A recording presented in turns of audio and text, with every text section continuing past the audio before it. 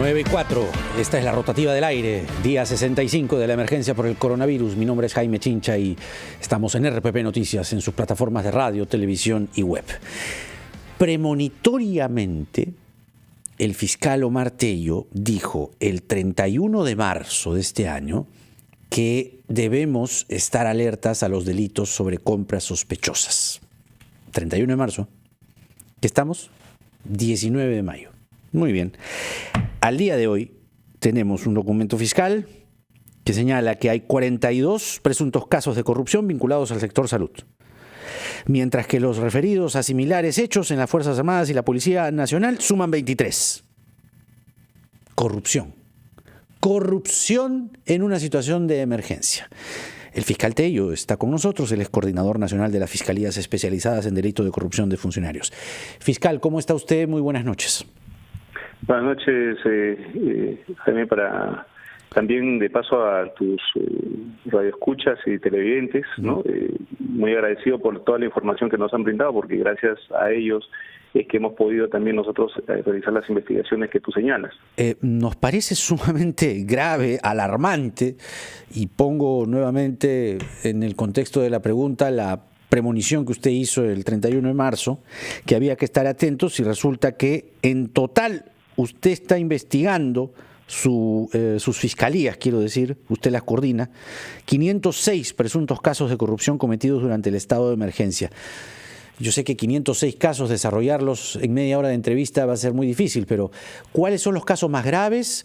¿Cuáles son los casos que lindan con, no sé, lo que uno podría escandalizarse, porque hay gente que se muere, hay gente que se enferma por un virus que lo conocemos 180 días en el mundo entero, y tenemos esta situación? ¿Nos puede detallar, por favor, dónde están las pesquisas más graves en este momento? Claro, nosotros, aparte quiero señalar también que además de los 506 casos, nosotros realizamos una labor preventiva con 1.700 intervenciones, más de 1.700 intervenciones a nivel nacional en 42 sedes del país, enfocado básicamente a lo que era las canastas, los bonos y también un mensaje directo a los funcionarios. Claro. Pese a esas advertencias, se han cometido lo que tú señalas, 106 investigaciones ya por delitos que para nosotros consideramos en algunos casos flagrantes, en otros pues en vías de establecer la responsabilidad penal de los involucrados. Vamos por los flagrantes. Ahora bien, ok. En caso de los delitos que nosotros hemos visto y que estamos conociendo, tenemos desde las intervenciones propiamente hechas de algunos efectivos policiales, funcionarios públicos que han recibido una coima de efectos de poder pues permitir algunos pases, entrega de vehículos, entrega de salvoconductos y de manera muy general, ¿no? Dentro de ese mismo aspecto, nosotros hemos encontrado también algunos delitos que involucran cohechos, que involucran peculados y todo ello, ¿no? Pero mencionaste algo importante, mencionaste cuáles son los de mayor gravedad. Sí. Si bien es cierto, los delitos de corrupción en sí mismos, todo delito de corrupción es muy grave porque afecta a todos nosotros, a nosotros como sociedad me refiero, creo que en este tiempo de pandemia, en este tiempo de donde estamos en una lucha contra el COVID-19, los delitos que podríamos catalogar como más graves, incluso que ellos, son aquellos que están referidos a las compras. A las compras justamente de aquellos elementos, ¿no?, de protección personal, aquellos vinculados incluso a la sanidad como ambulancias, ventiladores, todas estas compras que señalo que van directamente y afecta directamente a la salud de quienes están en primera línea de batalla, es lo que nosotros consideramos lo más grave, ¿no? Claro, aquí en mis apuntes justo tengo sobrevaloración en la compra de material de bioseguridad y limpieza por parte de diversas instituciones, entrega a las Fuerzas Armadas, la Policía Nacional, los gobiernos regionales, centros de salud, entre otras. Aquí, digamos, está una parte de esta gravedad a la que señalamos, porque va directamente contra la salud de las personas, contra la vida de las personas. ¿Dónde se ha producido esto? Bueno, son en diferentes lugares. Tenemos en Arequipa, Piura, Lambayeque, en el norte, en el sur, en el oriente, en todos los lugares se han producido, acá incluso en Lima también. Hay que señalar que dentro de las instituciones investigadas, no solo figura la policía, como he señalado, también están las Fuerzas Armadas, los gobiernos regionales, cada uno con una cuota de responsabilidad en la adquisición de productos, que ahora con los resultados de las primeras investigaciones o peritajes ya emitidos por la Gerencia de Peritajes del Ministerio Público, podemos señalar que no solo se trataban de sobrecostos, porque una cosa es que uno compre un producto 10 veces, 5 veces más de lo que usualmente cuesta, sino lo más grave, Jaime, es que estos productos han sido de mala calidad, no sirven para la protección para la cual eran comprados. Estamos hablando de mascarillas que no cumplen con las condiciones mínimas internacionales y estamos hablando también del alcohol en gel. El alcohol en gel quizás es el más grave de los últimos 2 peritajes que se han emitido. Uno de ellos en el que se establece que tiene una proporción de 45 y 50% de alcohol. Me refiero al alcohol en gel, sí. O sea, que no llega ni siquiera al 60%, que es lo que se requiere para inactivar el virus, o sea, para protegernos del COVID-19. Y en otra investigación se ha analizado también el alcohol en gel que fueron comprados, que no llegan ni siquiera al 20% de porcentaje, y con eso creo que no activa, no protege absolutamente para nada. Es como si tuviéramos simplemente agua en las manos. Entonces, ese es el gran problema. Ahora, muchas de estas pruebas, en las últimas que menciono, también se ha mezclado no solo el alcohol etílico, sino también existe alcohol metílico. ¿Ah, hasta sí? cierto punto claro, que es tóxico, y viene ahí el problema, porque no solo es una compra mal hecha, porque la compra mal hecha puede tener un perjuicio económico que es una investigación a la larga que nosotros vamos a realizar, quizás encontremos una responsabilidad penal en la misma o administrativa a las autoridades competentes, pero creo que lo más importante, y hay que advertirlo, es que esos bienes que han sido comprados para proteger a la policía no lo están haciendo. Ajá. Entonces, creo que es importante a través de tu programa dar un mensaje claro, sobre todo a las fuerzas, a la Policía Nacional, de que vean la manera como protegerse. Porque si estamos hablando que no tienen las mascarillas y no tienen el alcohol con la suficiente eficacia para protegerlos, están saliendo desprotegidos. Ahora, con la información que usted maneja, ayudemos un poco a quienes tengamos que ayudar esta misma noche. ¿Dónde están esas malas mascarillas? ¿Dónde está ese alcohol que no tiene el porcentaje que se necesita para matar el virus? ¿Dónde están esos productos? Bueno, esos productos lamentablemente han sido distribuidos. Estamos hablando de 2 unidades ahorita ejecutoras, la de Lambayeque, ¿no? Y también la de la Dirección contra la Criminalidad, que está acá en Lima. Entonces, son todos de los primeros peritajes que van saliendo, y vuelvo a repetirlo, lamentablemente los 2 peritajes que han salido están arrojando esos resultados, y eso es lamentable. Qué barbaridad. Ahora, si podemos mirar las cosas digamos, dimensionalmente, es decir, ¿cuáles son las regiones donde estas incidencias se han repetido? Bueno, estamos hablando hasta el momento en el norte y en Lima, ¿no? O sea, coincidentemente, justamente, ese fue uno de los puntos por los que nosotros estamos incidiendo en realizar estos peritajes de manera inicial. Ajá. Ahora, hay otros peritajes que también van a tener que dar los resultados. Esperemos que no sean tan lamentables como el que acabamos de dar en esta noche. Uh-huh. Pero estas mascarillas, como usted bien señala, en mala calidad, más este alcohol, concretamente, ¿a qué instituciones han ido a parar? Estamos hablando en ambos casos de la policía y anteriormente también de la aviación policial, ¿no? O sea, son concretamente, afecta directamente a la Policía Nacional. Sí, efectivamente. ¿Y qué tiene de malo estas mascarillas que ustedes han podido encontrar? Bueno, según los peritajes, no cumplen con los requisitos necesarios. De acuerdo a la compra se realizó por una N95 y estas mascarillas vienen con ciertos parámetros de medición que, al ser evaluados por el perito, han concluido de que no existen. O sea, no llegan a protegerlo contra el COVID-19. Ahora, hay que tener en cuenta que una mascarilla común, una de 3 pliegues, sí, que cualquiera puede usar, es para salir a la calle y no tener contacto con la gente. Pero los efectivos policiales han tenido un contacto, por la función misma que cumplen, con las personas, no solo en el trato, en la conversación, sino en las detenciones físicas. Entonces necesitaban de un implemento que le dé mayor seguridad al que lo usan el común de las personas. Claro. Y este producto era la N95. Qué barbaridad. Y ese es el problema. O sea, lo que usted está diciendo en este momento es que hay, al día de hoy, policías y efectivos de la aviación policial que tienen estas malas mascarillas. Sí. Nosotros hemos hecho inicialmente, porque no conocíamos todavía de estos resultados, hemos hecho primero la incautación de algunas muestras de lo que te menciono. Claro. Entonces, estas muestras han sido sometidas al peritaje y ya con el resultado de las mismas estamos yendo en algunos casos a tratar de inmovilizar, sobre todo en el lado norte del Perú, y que ya que tiene pues en su mezcla esta composición del alcohol metílico. También el alcohol. O sea, esas dos compras, el alcohol en mala calidad que no llega al 60%, más las mascarillas en mala calidad que no cumplen el estándar que se puso en la orden de compra, corresponden a la policía.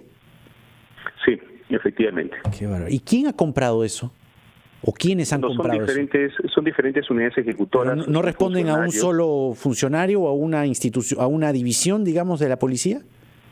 Bueno, funcionalmente, claro, están estructuradas sobre la base de lo que es el Ministerio del Interior, sobre la base de la Comandancia General, pero las compras sí hay cierta autonomía en cuanto a cada unidad ejecutora, hay que señalarlo también. Pero vuelvo a indicar, o sea, quizás lo más grave acá es que los efectivos policiales salgan a las calles en la creencia que están siendo protegidos cuando eso no es así, ¿no? Entonces, mejor es evitar creer que eso es así para que tomen las previsiones ya por su cuenta. Fiscal, por favor, le pido 2 minutos, tenemos que ir a la pausa y regresamos con 2 consultas más que tenemos sobre estos casos que realmente lo que nos está diciendo esta noche es sumamente grave, en un momento en el cual, sobre todo, durante toda esta emergencia, quiero decir, la policía está en la primera línea teniendo esta mala calidad, pésima calidad de mascarillas y además de alcohol. Regresamos.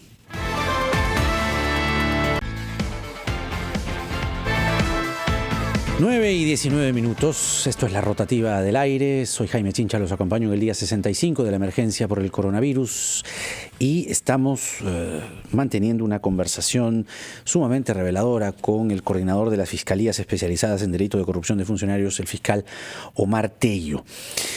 A ver, nos hemos quedado muy preocupados, fiscal, porque en este momento hay policías que tienen mascarillas en mal estado y también alcohol que no tiene el porcentaje necesario para matar el virus. Es decir, están completamente expuestos ante el virus.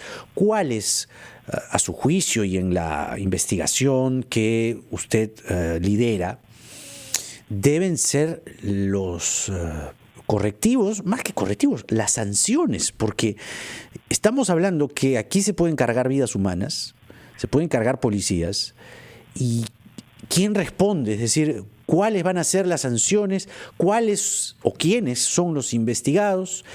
¿Y de qué delitos estamos hablando? Y por favor le pido precisión, ¿de qué penas está considerando su investigación? Bueno, básicamente frente a una compra que ha resultado sospechosa sobre la cual el Ministerio Público ya ha ingresado, es porque nosotros hay una sospecha de que puede haber el delito de colusión, que es el acuerdo pues que tiene el proveedor con el funcionario. Este delito de colusión tiene una pena que va desde los 6 hasta los 15 años.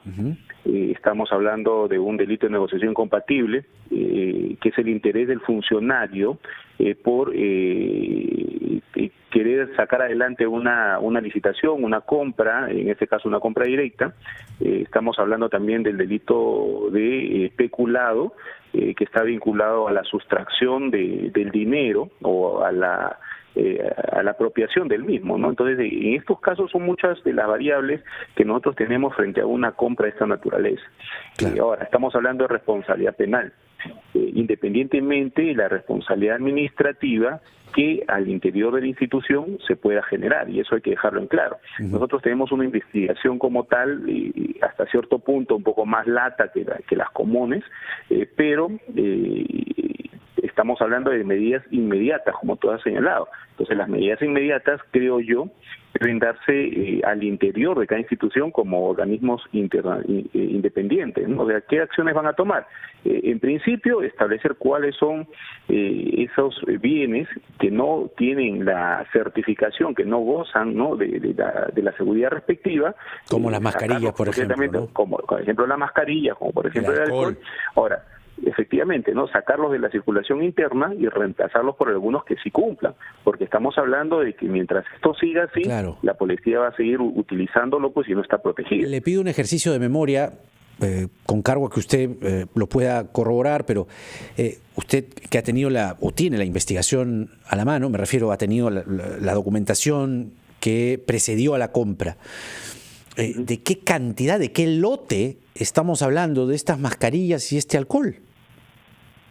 Bueno, son diferentes, ¿no? Los montos, estamos hablando, van de 200.000, en algunos casos 600.000, o sea, son diferentes compras, ¿no?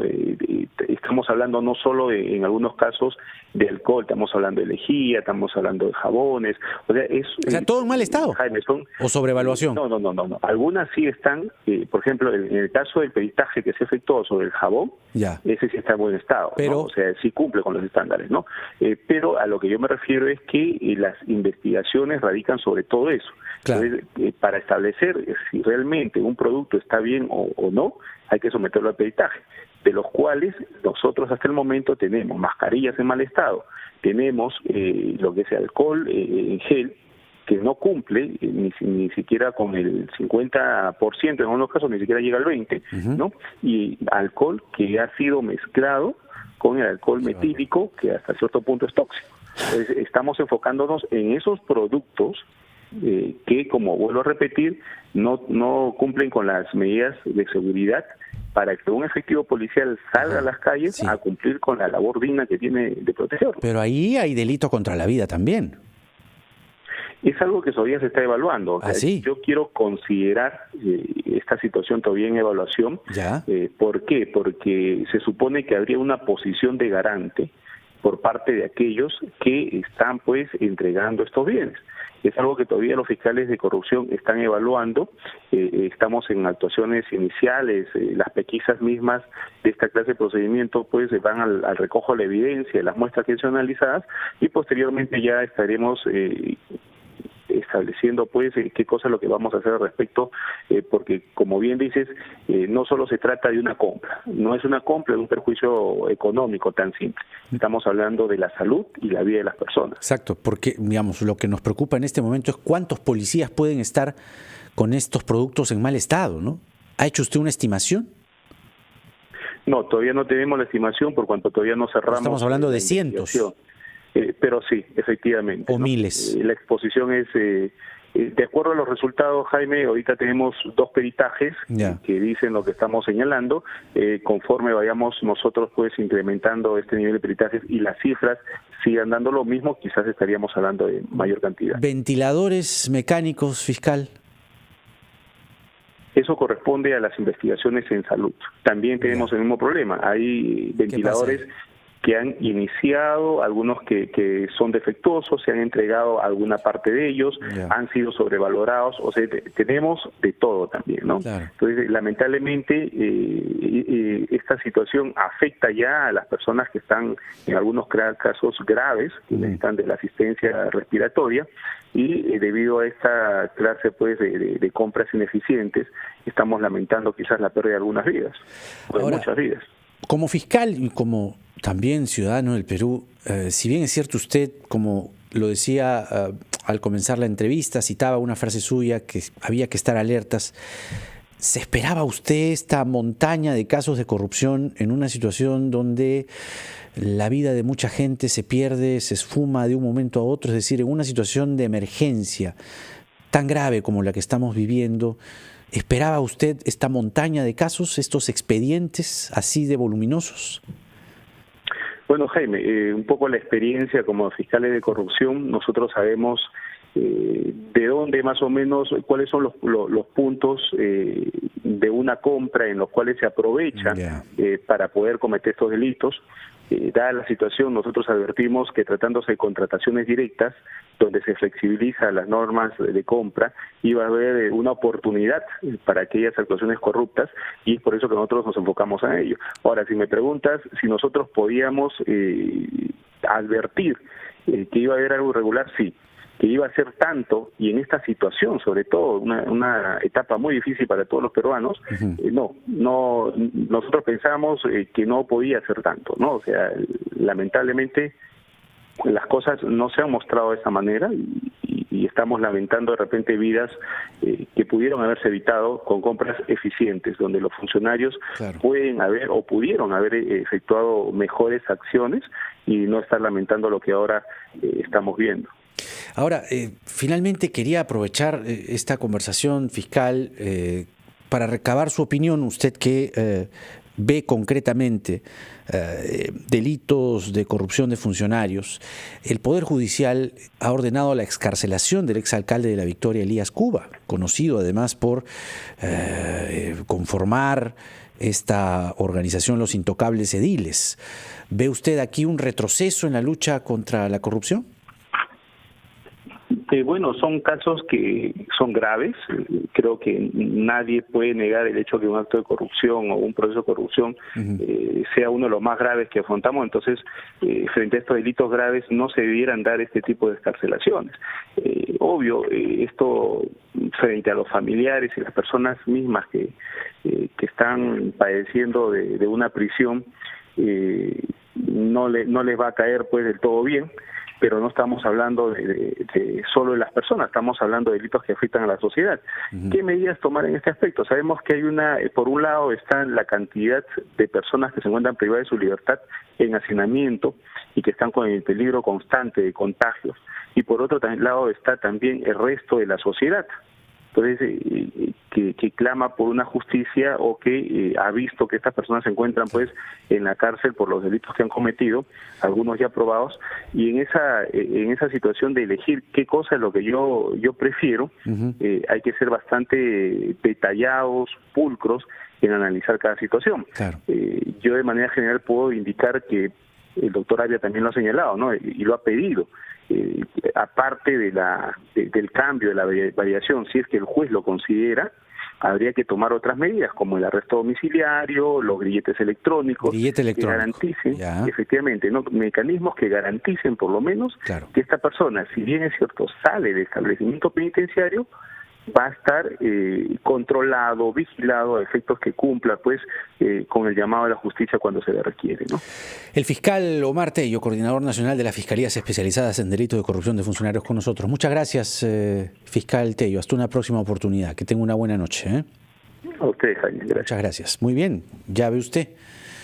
Uno, ¿qué se iba a imaginar? Pero claro, el fiscal Tello, con la expertise que tiene, sabía, o por lo menos se la olía, que se venían casos de corrupción. Ahora, confiesa esta noche que no se esperaba que fuesen tanto. Increíble, la verdad. Regresamos.